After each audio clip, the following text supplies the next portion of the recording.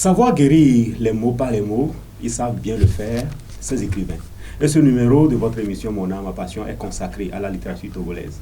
Ils sont nombreux, ces écrivains qui ont porté haut le drapeau de la littérature togolaise.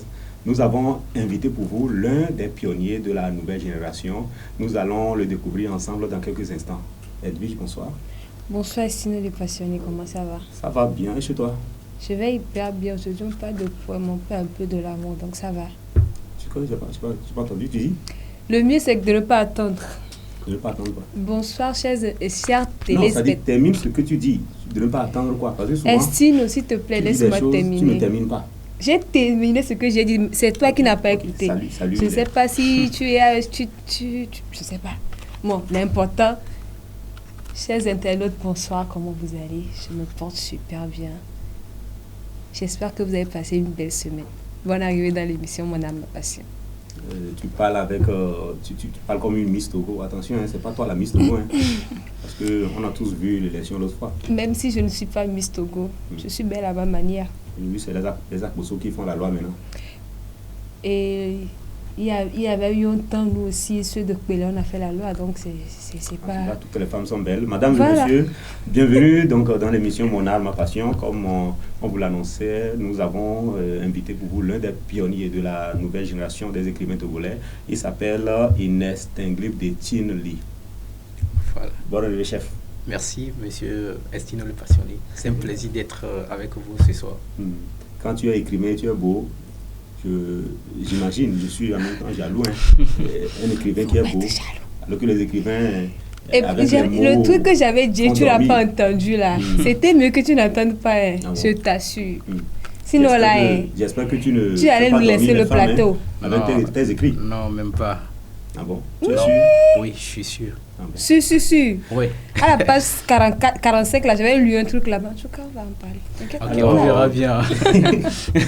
Bonne arrivée Merci. dans nos locaux. Nous sommes très contents de te rencontrer et te recevoir dans cette émission Mon âme, ma passion qui fait donc l'élévation de la littérature, de la culture togolaise. Nous jouons notre partition, c'est une production de la télévision, la jeune télévision, Dirait 7. Nous accompagnons les artistes sur le plan culturel et nous ne faisons que jouer aussi notre part pour la promotion de la culture, surtout de la littérature togolaise. Et donc, bonne arrivée, j'espère que nous allons passer de bons moments ensemble. Effectivement. Et surtout, nous allons apprendre beaucoup de choses de ton parcours. Pas de problème. Tu vas nous parler de ton art et de ta passion pour ta littérature. Ouais. Et donc, c'est l'émission Mon art, ma passion. J'espère que Edwige aussi est prête pour...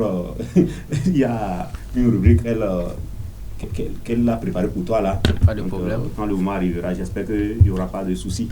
Moi, je suis toujours là pour vous. Ok. Donc, c'est un plaisir pour moi d'être Il a là. dit toujours là, hein. Oui. Tu as écouté? Vous êtes préparé peut-être avant de venir. Sûrement.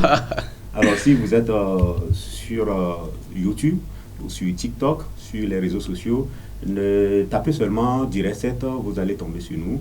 Nous sommes disponibles sur le bouquet mondial Limes 24h/24. Tapez aussi, vous pouvez aller sur le www.dirait7.tg et vous aurez nos émissions en continu. Alors, Inextinguible de Tin Lee. D'abord, le nom Inextinguible, là, depuis là, je ne comprends pas. C'est quoi l'inextinguible? Inextinguible veut dire tout simplement ce qui ne peut pas s'éteindre, ce qu'on ne peut pas oublier, ce qu'on ne peut pas arrêter. Ça vient du mot extincteur. Donc, c'est qu'on prend pour éteindre le feu et le préfixe IN vient, ça devient le contraire. Donc, inextinguible, ce qu'on ne peut pas éteindre. Comme en anglais. Comme en anglais, comme IN là, c'est que c'est le contraire de... Voilà, le contraire donc, des mots. Oui. Et on profite pour apprendre en même temps un peu d'anglais aux élèves. Hein. Oui, c'est ça. Voilà. Quand le mot il y a IN, souvent c'est le contraire. Il y a IM aussi. IM aussi. Il y a IR même. Oui. Il y a IL aussi. Oui, c'est ça. Là, nous, c'est la fréquenté. On a fréquenté. Alors, inextinguible. Donc, c'est-à-dire que le nom, veut dire que tu es quelqu'un qui ne va jamais s'éteindre. Effectivement. Sur le plan culturel. Oui, ça veut dire que mon inspiration ne peut jamais s'éteindre. Et déjà, quand j'écris, c'est que je serai immortel. Un écrivain toujours immortel. Exactement. C'est ce que je voulais dire à la fin. Je voulais dire, quand il écrit, c'est que genre, il a déjà sorti des œuvres en tout moment. Même sur Google, on peut retrouver Monsieur Inès Tengue, quoi. Et comme on le dit, l'artiste ne meurt jamais. Il ne meurt jamais. Raison pour laquelle on lit encore de nos jours les Demain des Louvres, les Afrique, mon Afrique de David Diop, nous, les Senghor, ils ne sont pas là, mais ils sont toujours présents. Ils sont toujours présents avec nous. Voilà, très bien. Là, le nom, maintenant, on comprend Inès Tengue, c'est qu'on ne peut pas éteindre. Et ton inspiration est non-stop. Effectivement. D'accord. En mars 2022, tu as fait les tournées dans les établissements scolaires. Tu as partagé les poèmes aux élèves. Tu peux nous parler de ça un peu? Pourquoi cette tournée? Oui, j'avais eu l'autorisation spéciale d'accès aux établissements scolaires du Togo par le ministre des Enseignements primaires, secondaires de l'alphabétisation. C'est pour partager avec les élèves mes inspirations poétiques. Et je le fais juste pour les motiver. Moi, mon objectif, c'est quoi? C'est de changer la vie d'un élève de façon positive avec mes mots. Là, Dieu va me bénir parce que ce qu'il m'a donné comme talent, je n'ai pas jeté ça à l'eau. Ça, c'est mon objectif. C'est tout. Ah bon? Oui. Donc, vouloir transférer donc, les connaissances que tu as à la jeune génération, là, c'est une très bonne chose. Hein? Oui, c'est une très bonne chose. Avec une jeunesse qui ne s'intéresse plus à la littérature, je crois que c'est une très belle. Une jeunesse qui se demande que vaut la littérature dans un monde qui a faim. Voilà. On va discuter ça au cours de l'émission. Pas de problème. Est-ce que la littérature vaut quelque chose dans un monde, dans un Togo, dans un Bénin, dans un pays africain, dans un pays européen qui a faim? Est-ce que la littérature joue un rôle? Donc après, on va voir ça. Pas de problème. Également en 2020 toujours, tu as été lauréat du concours Festi Poésie. Oui. Comment est-ce que ça s'est fait? Oui, c'était un concours qui a été organisé par Génie Poète. Les Génies Poètes, c'était une association des poètes dans laquelle il n'y a rien que des poètes, des jeunes poètes africains. Et c'est cette association qui avait organisé le concours. Donc, il y avait seulement les poètes et puis c'était sur l'Internet, donc c'était par WhatsApp. C'est parce que c'était déjà au moment de Covid-19. Donc, on avait organisé ça sur WhatsApp et il y a des parcours, c'est-à-dire des étapes à suivre. Et Dieu merci, à la fin, je suis lauréat. Comment tu as senti cela, le fait d'être lauréat à un grand concours en tant que C'était un plaisir. C'était un plaisir pour moi parce que je ne m'attendais pas à ça, parce qu'il y avait des grands poètes, des gens que je dis souvent que eux ils sont mes supérieurs, des gens comme le Slamé Maoulolo, des gens comme Abidé Midiab, des gens comme Josué Baudelaire. Ouais, donc ils sont nombreux, mais malgré tout, moi j'étais lauréat, donc c'est un plaisir pour moi. Ah ben là, je comprends maintenant que le nom Inès Tengue, ce que veut dire le nom Inès Tengue, en fait. Parmi ces grandes personnalités, là, plus sorti tête au secteur. Tu as bien choisi c'était le nom vraiment... Inès Tengue. Alors, en 2020, comment est-ce que les élèves vont accueillir le message, le fait de faire les tours, quand vous avez fait les tours? Est-ce que vous avez ressenti quand même qu'il y a une réponse de la part des élèves, il y a une adhésion, ils ont compris, ils ont voulu suivre? Oui. Et ça a été difficile? Donc, c'était pas difficile. Il y avait de l'attention entre nous deux. Il y avait une complémentarité entre nous deux, c'est-à-dire les élèves et moi. Parce que j'ai déclamé bien les poèmes. C'est ça, les élèves aiment ça. Surtout quand il y a les rimes. Quand vous déclamez un poème et puis il y a les rimes à la fin, eux, ils apprécient souvent les rimes. Donc, c'est ce que je faisais. Et malgré les rimes, là, bon, pour les rimes, on parle de la forme. Malgré la forme de cette poésie qui attire les élèves, il y a aussi le fond qui est très important, qui comportait un bon message. Donc, c'est que les élèves apprécient vraiment. Et je sais que mes mots ont changé leur vie de façon positive, comme mon objectif. C'est bien. Nous sommes sûrs quand même que les élèves aujourd'hui, ils ont besoin de ces bons conseils, ils ont besoin de ces formations là pour qu'ils puissent aussi devenir de bons citoyens. Parce que quand ils sont connectés 24/24, on sait ce qu'ils suivent. C'est les drills, on ne peut pas refuser ça aussi parce que c'est la mode. Mais il faut quand même donner une place à la littérature. Il faut qu'ils lisent. Nos enfants ne lisent plus. Nos amis ne lisent plus. C'est devenu, je sais pas si c'est devenu une maladie, je sais carrément pas, mais il y a certains élèves, ils paient des livres à l'école, ils ne lisent pas. Je me rappelle quand j'étais au CM2, j'avais payé, c'est ce qui m'avait poussé à commencer par lire au fait. J'avais payé des livres, on nous demandait de payer des livres à l'école. Je payais mais je ne lisais pas. Et puis un matin, ma mère s'est réveillée et là voilà à l'école, je lui ai dit, elle vient chercher quoi ici? Elle a demandé au maître de me demander si les livres que j'ai payés, je lisais. J'ai dit non.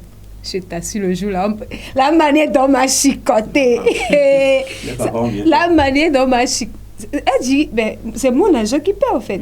Exactement. Et je ne lis pas. Certes, il y a certains élèves, on leur perd les livres, mais ils ne lisent pas. Il y a d'autres eux, carrément, ils s'en foutent au fait de lire. Ils s'en foutent de la littérature, ils s'en foutent de... Bon, ça va me faire quoi? Vous voyez un peu. Mais avant de faire les maths, avant de faire les sciences, il faut la lecture. Il faut comprendre au fait. Oui, donc c'est... Et raison pour laquelle certaines personnes même n'aiment plus acheter les livres à leurs enfants, parce qu'ils savent que l'enfant ne va pas lire. Il sait qu'il ne va pas lire. Et tu sais, des fois, ça ne dépend pas de l'enfant aussi, hein, ça dépend de la politique. Parce que quand l'enfant n'est pas formé à aimer la lecture depuis le bas âge, c'est difficile. Et parlant de bas âge, tu as sûrement eu des débuts aussi. Oui. Comment tu es venu à la poésie? Comment tu es venu à la littérature?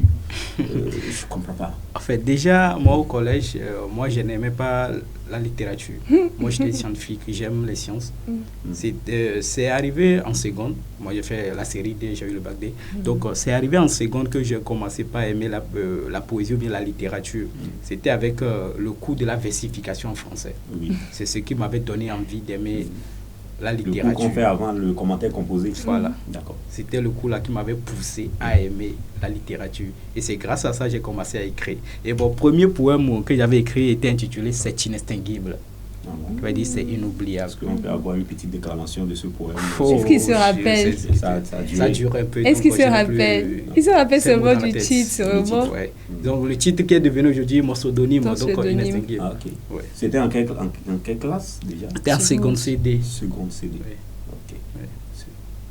Là, on voit que ça a pris un... C'était en quelle année? Connaître l'année? Ça doit être en 2015. En 2015. Ça fait un bail. C'est un bail. Quelque chose de 8 ans comme ça. Voilà. Donc, ce qui veut dire ça fait 8 ans qu'il a commencé par... On doit fêter les 10 ans quand même. 10 ans bien, on doit fêter ça. On va fêter bientôt les 10 ans avec mon troisième recueil de poèmes qui sera intitulé « Quel fut mon crime en étant femme ?» Ah bon? Non, mais attends, doucement et reprononce. Parce que j'ai attendu femme à la fin. Oui, il a dit quel fut mon crime en étant femme. Waouh. Bon, moi je me croise comme ça. J'attends le livre. Ok, pas de problème. On verra bien. En 2022, tu as sorti ton premier recueil, si je peux le dire ainsi, Aux obsèques de l'échec. Oui. Et c'est un recueil qui a quand même eu de très beaux retours parce que sur plusieurs réseaux et plateformes, WhatsApp, j'ai vu les gens en train de discuter, en train de commenter ce poème. Oui. Il y a même des critiques sur le fond, la forme du poème. Et c'est l'occasion pour nous aussi de savoir un peu en quoi, qu'est-ce qui t'a poussé, d'où est venue cette inspiration donc d'écrire ce recueil-là, Aux obsèques de l'échec. Et tu vas profiter pour nous expliquer aussi pourquoi obsèques de l'échec. Est-ce qu'on peut vraiment enterrer l'échec? Voilà. Merci beaucoup pour la question. D'abord, ce qui m'avait poussé à faire sortir ce recueil de poèmes, c'est l'autorisation que j'avais d'accès aux établissements scolaires.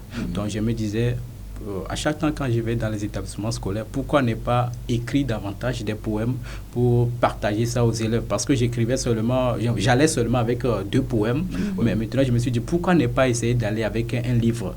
Alors que moi j'écrivais, au moins tous les jours j'écris un poème, tous les jours. C'est-à-dire j'écris toujours. Alors je me suis dit, bon, pour aller dans les établissements maintenant, il faut un poème ou bien un recueil de poèmes qui parle de la réussite, qui peut motiver les élèves à réussir. Donc d'où vient l'idée d'écrire un recueil de poèmes intitulé Aux obsèques de l'échec. Maintenant, pourquoi le titre Obsèques de l'échec? Il y a Aux obsèques de l'échec qui veut dire tout simplement à l'enterrement de l'échec. C'est la figure de style qu'on appelle l'hyperbole, en compagnie de la figure de style la personnification. Personnifier ici, c'est de faire d'une chose un être humain.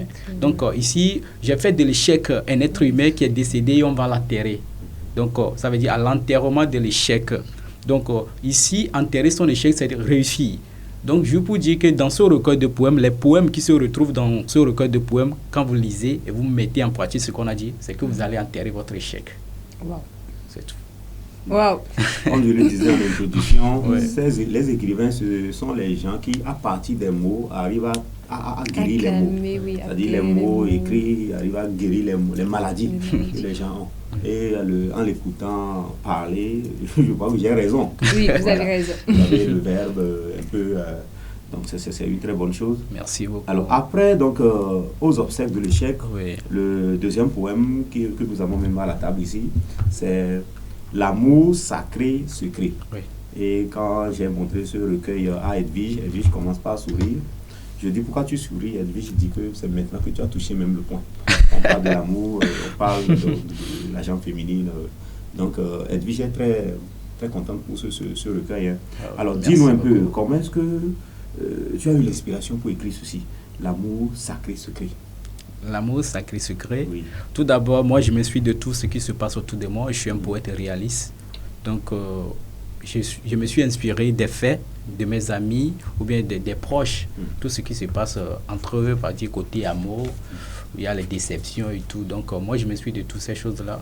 Je me suis dit, bon, pourquoi ne pas rassembler tous ces poèmes dans un seul livre qui sera intitulé L'amour sacré secret. L'amour sacré secret. Ouais. Et je crois que le titre de ce recueil devait avoir une signification. Certes, ça regroupe tout ce que tu as vécu avec tes amis et tout, mais pour vous-même, ça a quel sens? L'amour sacré secret. C'est juste pour dire que pour qu'un amour soit sacré, il faut que ça se crée. C'est tout. C'est la création. On ne peut pas se voir pour la première fois, même temps, commencer par s'aimer. Non, il faut des étapes, il faut des déceptions, il faut les querelles, il faut la compréhension, il faut le pardon, il faut le dialogue et tout. C'est des étapes pour que l'amour soit sacré. C'est tout. Donc, dans ce recueil de poèmes, vous verrez bien les étapes là, dont il y a quelqu'un qui a envie d'aimer, après, il a aimé, il n'a pas été aimé en retour, il a eu déception, il a aimé, l'amour était bien, à un moment, il y a déception, après, il y a le pardon, il y a tout dedans. Il y a tout dedans. Je vois. L'amour sacré secret, waouh. Oui. Alors, je vois un titre à la page 27 ici, Faisons l'amour. Oui. Estino. Non, c'est juste... Non,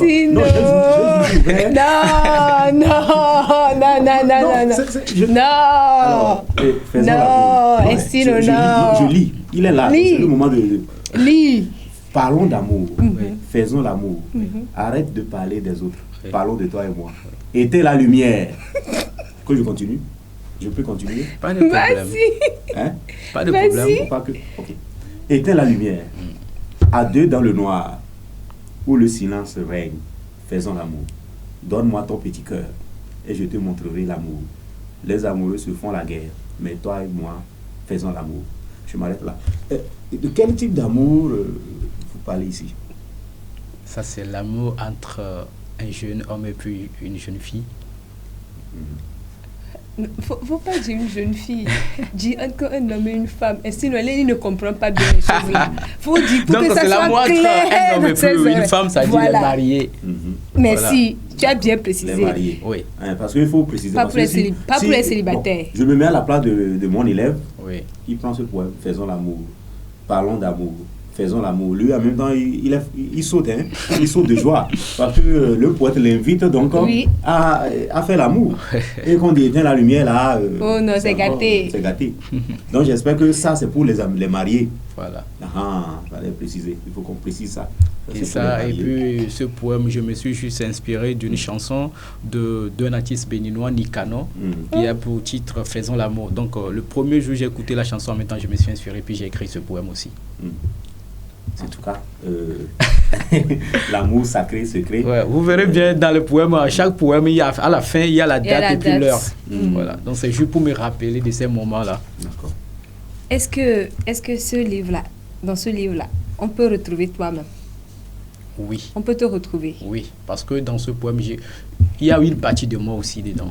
Et une partie de vous. Et on peut te retrouver à quelle page? Toutes les pages. Toutes les pages? Non, toutes les pages ne sont pas à toi. Oui, c'est à moi. Même si je me suis d'un fait d'une autre personne, il y a toujours une partie de moi. Parce que la poésie est souvent considérée comme la voie de prédilection pour l'expression des idées, des sentiments et les émotions les plus vives. Donc, dans ce recueil de poèmes, dans tout ce que j'écris, il y a une partie de vous. Voilà, mes émotions, mes sentiments, et puis tout ce que je ressens. C'est comme le disait Montaigne, que quand je vous parle de moi, sachez que je vous parle de vous. Voilà. L'artiste parle de lui tu ne vas pas savoir en parabole. même temps. C'est à toi de lire, de comprendre. savoir, parce qu'il est le porte-parole donc du peuple. Des fois, je lis certains romans, ou des fois, j'écoute des choses, et puis je me dis, ben, lui, il veut parler de qui? De lui ou de nous? Voilà. Des fois, je me pose plein de questions dans ma tête. Et si on pouvait avoir l'opportunité pour que ces personnes nous disent les pures vérités, je vous assure. Alors, étant l'un des pionniers donc, de la nouvelle génération des poètes et écrivains togolais, tu as eu des difficultés sûrement, parce que évoluer en tant qu'écrivain au Togo, dans les pays africains, les pays en voie de développement, c'est pas toujours facile. Oui. Quelles sont tes difficultés et comment tu as eu à te relever de ces difficultés-là pour pouvoir sortir des recueils de poèmes? Vraiment, il y a des difficultés, comme vous venez de le dire. Par exemple, vous pouvez écrire un texte, soit vous pouvez écrire ça dans votre téléphone portable, et à un moment, le phone a un problème. Ça veut dire que tout ce que vous avez écrit, c'est fini.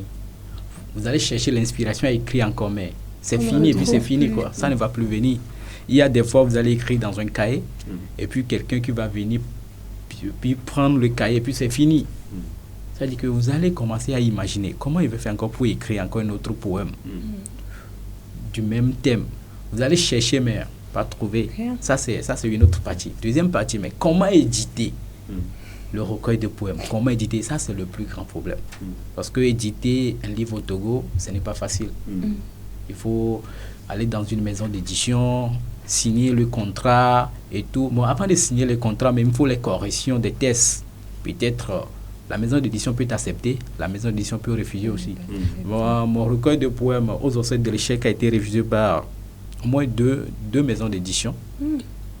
Mais j'ai toujours l'espoir, j'avais toujours l'envie d'éditer ce recueil de poèmes. Mais arrivé dans une autre maison d'édition, eux, ils m'ont accepté.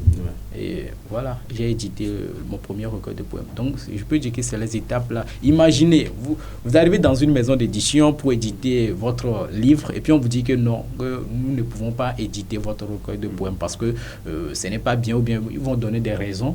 Mais ça fait mal. Ça fait très mal, mais il faut le courage parce que c'est la passion. Vous aimez la chose, donc on continue toujours de persévérer. Et puis voilà.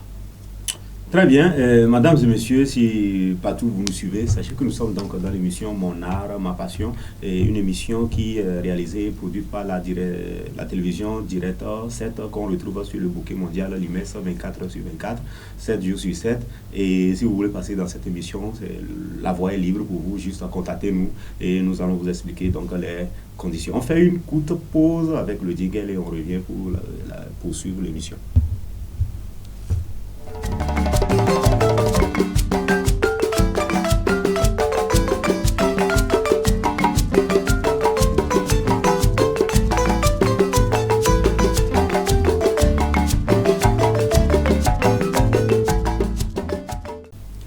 Nous disons donc merci à la régie. Nous sommes donc de retour dans l'émission Mon Art, Ma Passion. Nous sommes toujours avec notre invité Inès Tenguib de Tingli. Avec lui, nous sommes en train de discuter de son parcours et nous parlons donc de son art et de sa passion. Le moment est venu donc de faire ce petit débat de quelques minutes avec lui. Le regard sur la littérature togolaise. D'aucuns pensent que la littérature ne joue aucun rôle. La littérature ne nous donne pas à manger. Et donc la question, que vaut la littérature dans un monde qui a faim? Qu'est-ce que tu penses de cette question? Merci beaucoup pour la question. Déjà, on dit souvent qu'au début, c'était la parole. Il y a ça dans la Bible aussi. Vous venez aussi de dire que les mots guérissent les mots. Moi, je me suis dit que c'est vrai. C'est vrai que la littérature ne donne pas à manger comme il le faut, mais quand même, la littérature aussi a son rôle dans le monde. Parce que grâce aux mots, on peut guérir des mots, on peut trouver des solutions et faire beaucoup de choses.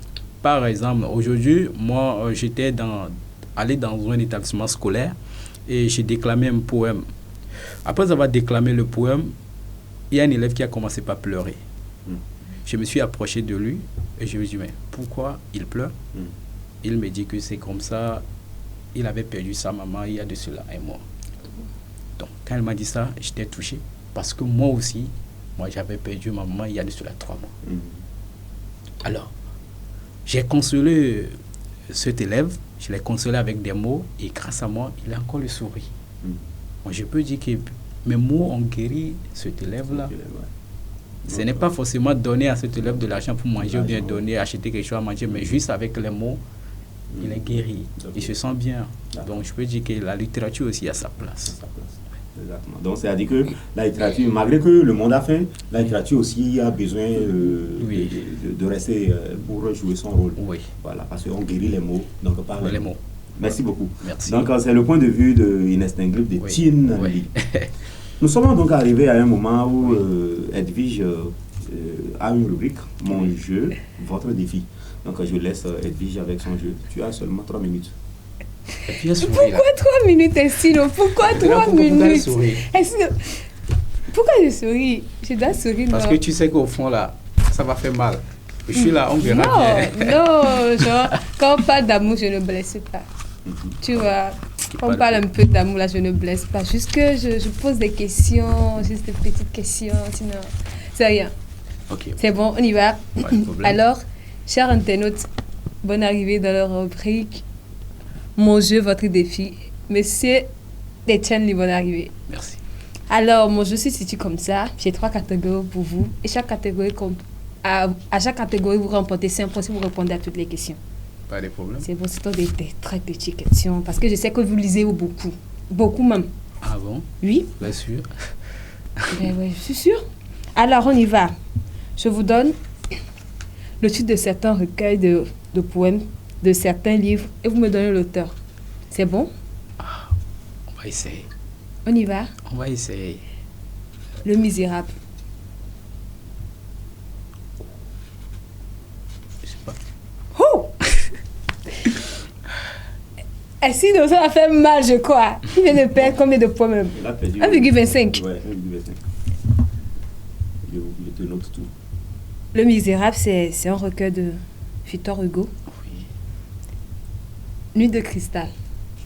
Même pas. Je ne lis pas beaucoup. Monsieur Kanyalem, on a un élève à chicoter. Monsieur Kanye, on a un élève à chicoter. Je vous en prie, on a un élève à chicoter. La victime. Ça, c'est le mort. Ça, c'est le mot. Ça, c'est le mot. Je sais pas trop. Je passe. Paix à votre âme, monsieur Yves.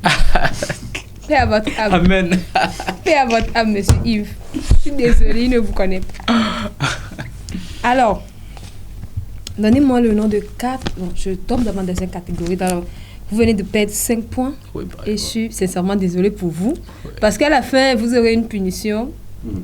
Pas de problème. Catégorie 2. Oui. Citez-moi ou donnez-moi le nom de 4 auteurs togolais. 4 auteurs togolais. Il y a Dimanan Kafeshina. Parce que c'est lui qui a fait la préface de La Bourse. Oui, toi-même, tu penses que quoi? Et puis je l'apprécie beaucoup. D'accord. Et il y a aussi Kanye Alem. Tu viens de choper le nom chez moi ou comme moi? Non. Ok, allons-y. C'est un supérieur à moi. Et il vient de dire supérieur, monsieur, on doit le chicoter, s'il vous plaît. Il y a aussi Anas Atakora. Et il y a Steven Bojona. Si seulement tu n'appelles pas le nom, là, ça va dire, le gars là regardait ou même. Bon, là, il vient de rapporter 5 points. Catégorie 3. Ouais. Je vous donne certains noms et vous me donnez peut-être le titre d'un de leurs livres ou de leurs poèmes. Ouais. David Diop. Coup de pilon. Amadou Kourma. Les mots n'y sont pas morts.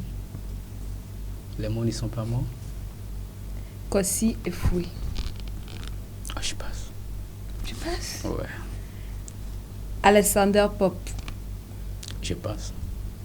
Ok. Et là, vous venez de gagner 2 points. 2 petits points. Non, ça fait sur les 15 il a normalement, ça doit être 2,50 €, bien.